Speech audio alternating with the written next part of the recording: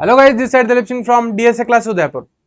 तो आज की इस पर्टिकुलर वीडियो के अंदर अपन क्या देखेंगे, तो आज की इस वीडियो के अंदर अपन बात करेंगे आपका जो ऑर्गेनाइजिंग का जो प्रोसेस है। क्या है बेटा? जो ऑर्गेनाइजिंग का प्रोसेस है, इस ऑर्गेनाइजिंग का प्रोसेस को आज की एक छोटी सी वीडियो के जरिए अपन क्या देखेंगे, खाली प्रोसेस की बात करेंगे। इससे पहले वाला जो वीडियो था सर, उसके अंदर अपन ने क्या देखा था, तो उसके अंदर अपन ने बेसिक मीनिंग किसका, आपका मेरा या ऑर्गेनाइजिंग का, ऑर्गेनाइजिंग का देख लिया था। प्लस आपकी ऑर्गेनाइजिंग की क्या इंपॉर्टेंस थी वो भी अपन ने देख ली थी। तो चलिएगा स्टार्ट करते हैं बिना किसी टाइम को वेस्ट किए। वो टॉपिक है आपका ऑर्गेनाइजिंग का प्रोसेस। तो फर्स्ट पॉइंट आपको दिख रहा है स्क्रीन पर, वो क्या दिख रहा है? वो दिख रहा है identification and division of work. Second point है डिपार्टमेंटलाइजेशन। थर्ड, फिर ये दोनों इसके पार्ट हो गए हैं। फिर है assignment of duties and establishing reporting relationship. ठीक है, ये आपका क्या है? ये आपका ऑर्गेनाइजिंग का पूरा प्रोसेस है। यानी कि 4 पॉइंट से, कितने पॉइंट से सर? 4 पॉइंट से। 4 पॉइंट के अंदर आपको क्या हो जाएगा याद? क्या याद हो जाएगा ऑर्गेनाइजिंग का बेटा? प्रोसेस। मैंने पहले भी कहीं क्लासेस में बता रखा है आपको कि जब भी क्वेश्चन आए किसका, जब भी प्रोसेस का क्वेश्चन आए, प्रोसेस का क्वेश्चन का एक ही कंसेप्ट रहता है कि जो जो पॉइंट्स दे रखे हैं, जो जो पॉइंट्स आपको गिवन है, उस पॉइंट को एज इट इज लिखना है, उनकी सीक्वेंस चेंज नहीं करनी है।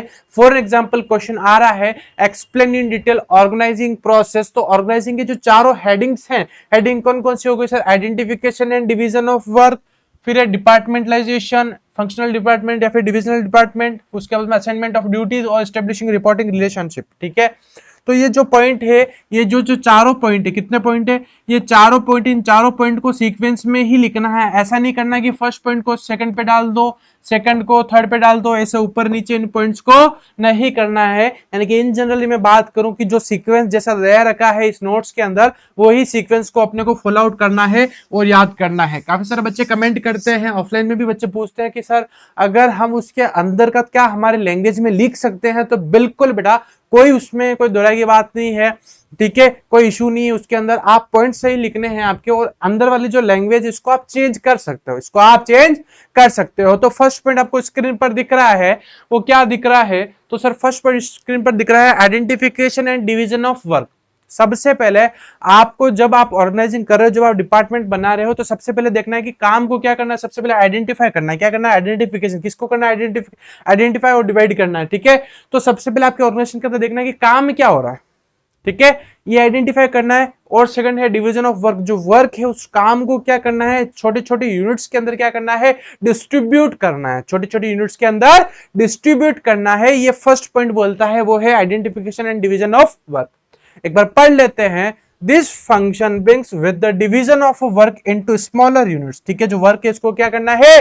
डिवाइड करना है। किसके अंदर? स्मॉल यूनिट्स के अंदर। Each unit of total work is called job. कोई पूछ ले कि डिफाइन द टर्म जॉब, या फिर वैसा नहीं पूछा जाता, लेकिन इन जनरली भी कोई पूछ ले तो बता देना है each unit of total work. जो पूरा काम है, जो टोटल वर्क है, उसका एक स्पेसिफिक, एक एक पर्टिकुलर जो यूनिट होती है, उसको क्या बोला जाता है बेटा? आपका जॉब बोला जाता है। And a person in an organisation must be assigned only one job, यानी कि स्पेसिफिक वर्क ही देना है उसको, matching to his skills, qualification, interest and experience. It leads to specialisation. अब आप बोलोगे कि सर ये क्या जरूरी थोड़ी है कि हर ऑर्गेनाइजेशन के अंदर आपको उसी को ही वर्क देना है जिसके अंदर स्किल्स हो, क्वालिफिकेशंस हो, उसके अंदर इंटरेस्ट हो।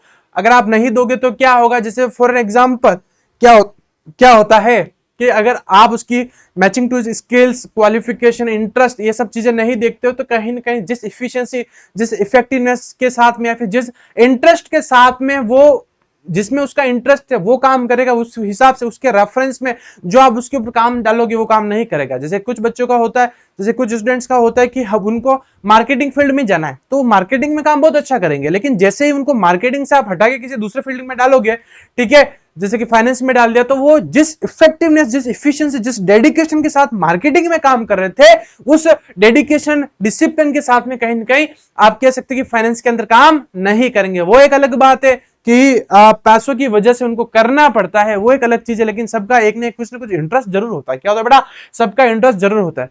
ठीक है, काफी सारे बच्चों को देखता हूँ अकाउंट्स उनकी बहुत अच्छी है और उनका इंटरेस्ट भी है, लेकिन आधे को देखता हूँ कि अकाउंट से उनसे चीड़ है, पता नहीं अकाउंट से क्या है ऐसा।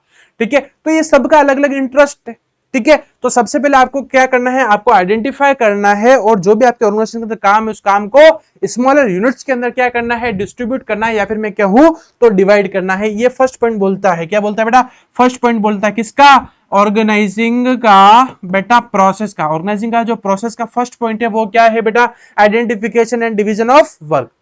अब आपने काम को डिवाइड कर लिया और आइडेंटिफाई कर लिया, अब आपको अलग अलग क्या बनाना पड़ेगा, आपने काम डिवाइड कर लिया कि अच्छा यहां पर ये काम हो रहा है, अच्छा वहां पर ये है, वहां पर ये हो रहा है, यहां पर ये हो रहा है, ठीक बात है। अब आपको अलग अलग क्या बनाना पड़ेगा, अब आपको अलग अलग डिपार्टमेंट बनाने पड़ेंगे, अब आपको अलग अलग डिपार्टमेंट बनाने पड़ेंगे। उस पॉइंट को क्या बोला गया है, डिपार्टमेंटलाइजेशन। क्या बोला गया है, डिपार्टमेंटलाइजेशन। ठीक है, तो here jobs of similar category are put in one department, common way of departmentation are। ठीक है, फंक्शनल डिपार्टमेंटलाइजेशन और एक होता है डिविजनल डिपार्टमेंटलाइजेशन। इसको अच्छे से इंपॉर्टेंट टिक कर लेना बेटा लोग।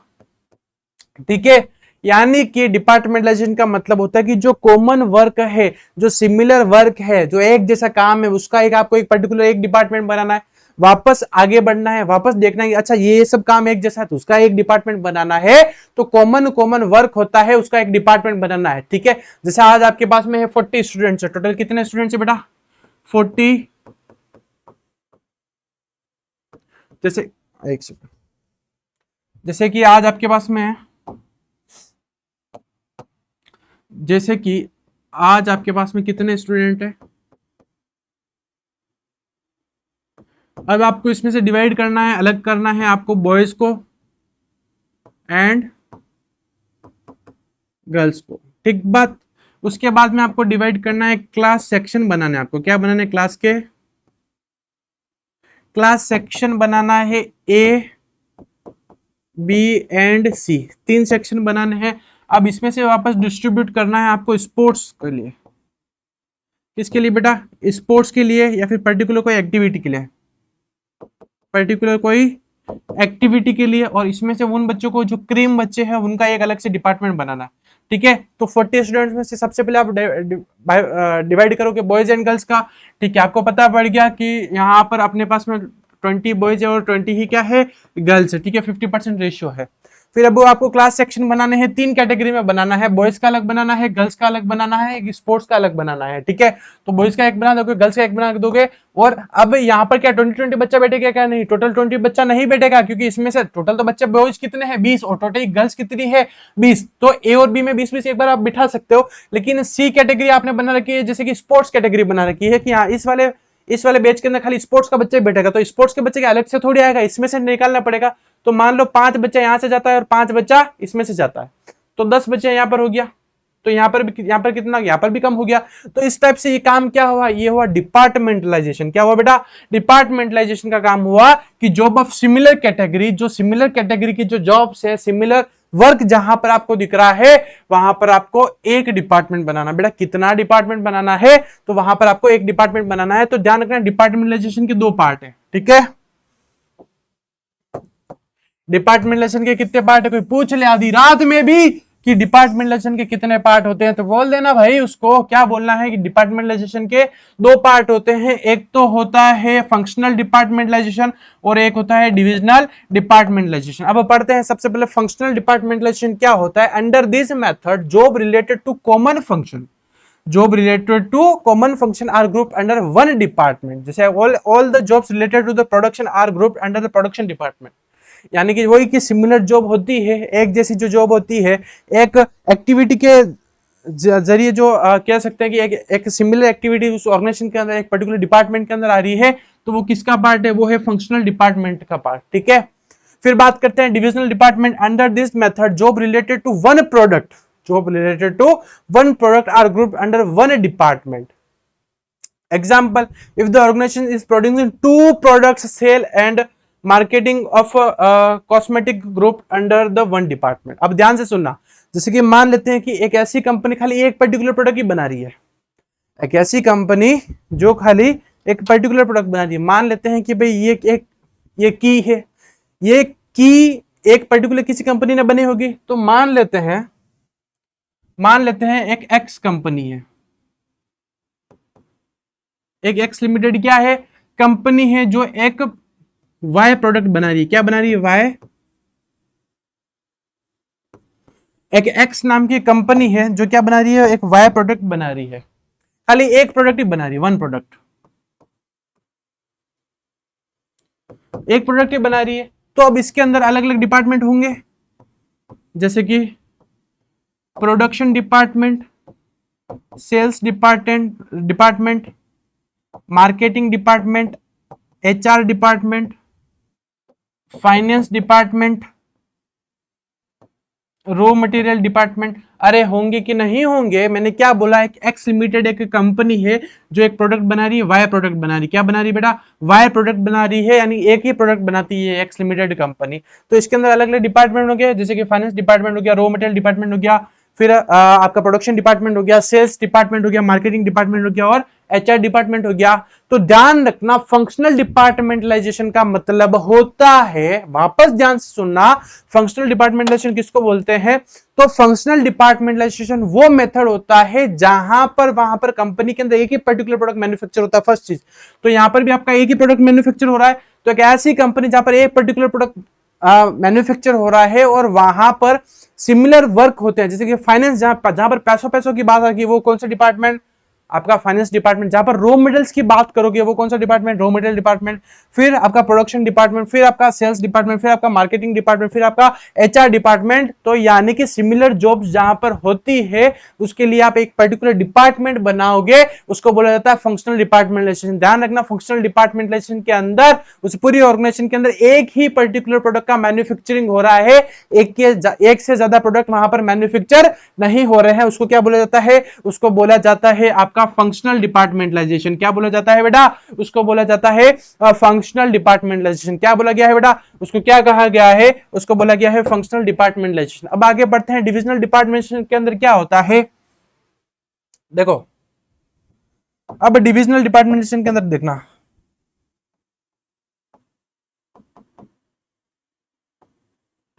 डिविजनल डिपार्टमेंट के अंदर देखना, अब इसके अंदर एक ऐसी कंपनी जो मोर देन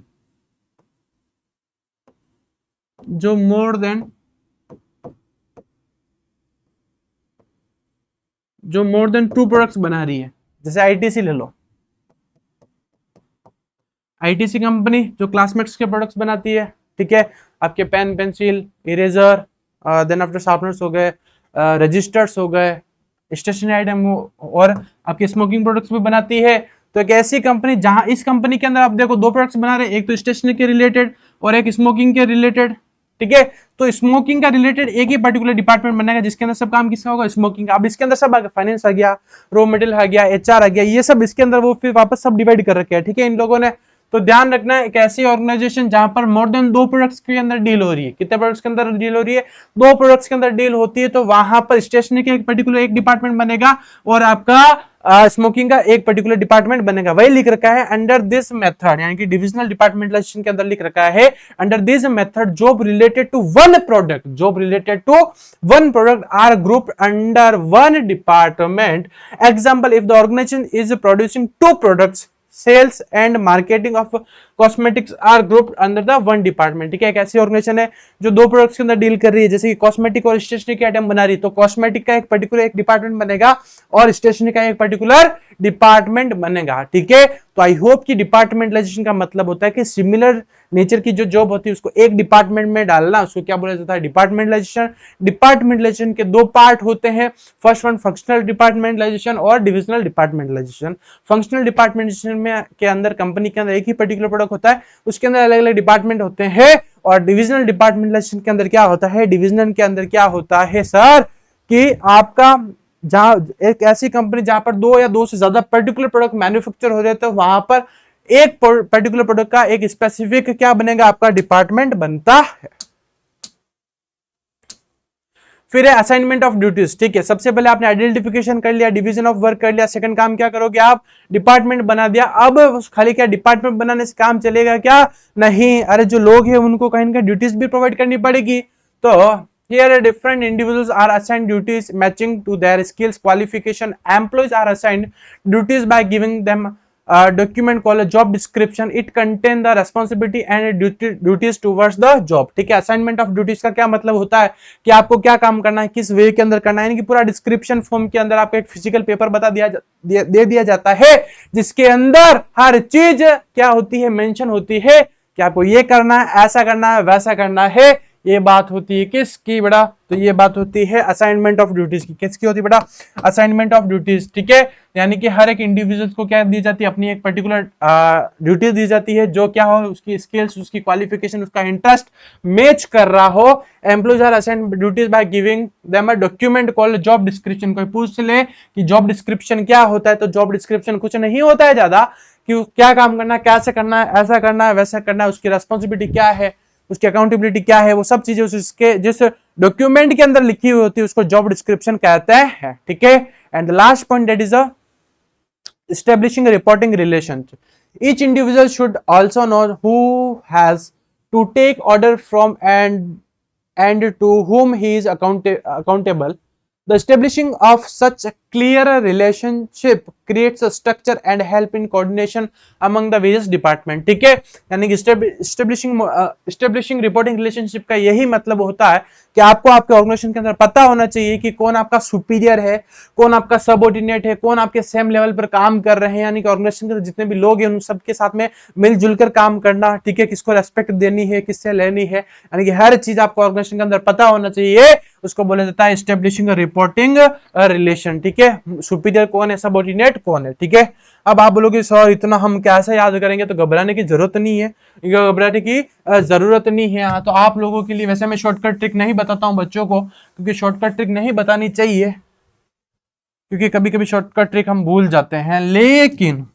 लेकिन तो भी आप लोगों के लिए मेरे को लगा कि बच्चे कितने प्रोसेस याद करेंगे, प्लानिंग का करेंगे, ऑर्गेनाइजिंग का, स्टाफिंग का, डायरेक्टिंग का, कंट्रोलिंग का, फिर मार्केटिंग का, बच्चा घबरा जाएगा। तो इसलिए उन चुन्नू मुन्नू के लिए, इन बच्चों के लिए एक ऑर्गेनाइजिंग का प्रोसेस की एक ट्रिक है, वो है आइडिया।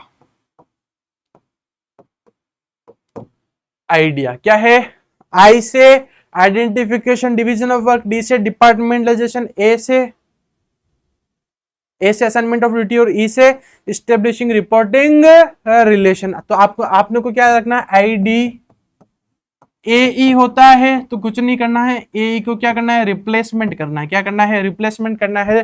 तो आई से identification division of work, D से डिपार्टमेंटेशन के कितने पार्ट, दो पार्ट, फंक्शनल डिपार्टमेंटेशन और डिविजनल डिपार्टमेंटेशन, ई से एस्टेब्लिशिंग रिपोर्टिंग रिलेशन, और ए से ए से क्या था बेटा आपका, तो ए से क्या था, तो देख लेते हैं फटाफट। ए से क्या था, sorry assignment of duties, assignment of duties, और ई से क्या था, एस्टेब्लिशिंग रिपोर्टिंग रिलेशन। ठीक है, क्या बोला मैंने, आइडिया होता है आई डी ई ए, तो आइडिया को कुछ नहीं करना, आई डी ए ई करना है, आई डी ए ई। आई से identification division of work, D से डिपार्टमेंटेशन, ए से assignment of duties, and last ई से एस्टेब्लिशिंग रिपोर्टिंग रिलेशन करना है। ठीक है, तो आई होप कि इस वीडियो के अंदर जो आज अपन ने क्या देखा, तो आज की इस पर्टिकुलर वीडियो के अंदर हमने जो प्रोसेस देखा, क्या देखा बेटा, जो प्रोसेस देखा, किसका, आपका प्रोसेस, मेरा प्रोसेस, या ऑर्गेनाइजिंग का प्रोसेस। जो ऑर्गेनाइजिंग का प्रोसेस देखा, मैं उम्मीद करता हूं, मैं आशा करता हूं कि जिस इंटेंशन से आप फोन यूज करते हैं वो इंटेंशन आपका बना होना चाहिए। काफी सारे बच्चों पेरेंट्स के कमेंट आते हैं, मेरे पास फोन आते हैं कि सर हमने बच्चों को फोन इसलिए दिया था कि बच्चा पढ़ेगा, लेकिन बच्चा रात को इंस्टाग्राम पर रील देख रहा है, लाइव आ रहा है। तो मैं प्लीज आपसे रिक्वेस्ट करता हूं कि ऐसे काम नहीं करने हैं जिसकी वजह से कहीं पेरेंट्स को दुख हो। एक ऐसे काम करो जो पेरेंट्स क्या हो, खुश हो। फोन दिया है, यूज करो, नो डाउट, लेकिन एक लिमिट टाइम तक, ज्यादा लेट तक आपको इंस्टाग्राम पर रील्स नहीं देखने हैं, ज्यादा लेट तक आपको लेक्चर्स देखने हैं जो कहीं ना कहीं एग्जाम्स में काम आएंगे। और एग्जाम्स में जिसके काम आ गए तो मैं मानूंगा कि आप लोग जो टाइम मेरे को दे रहे हो, और मैं इतनी रात को आप लोगों के लिए जो लेक्चर्स अपलोड करता हूं, वो कहीं ना कहीं एक पॉजिटिव रिजल्ट लाएगा। Thank you team DSA.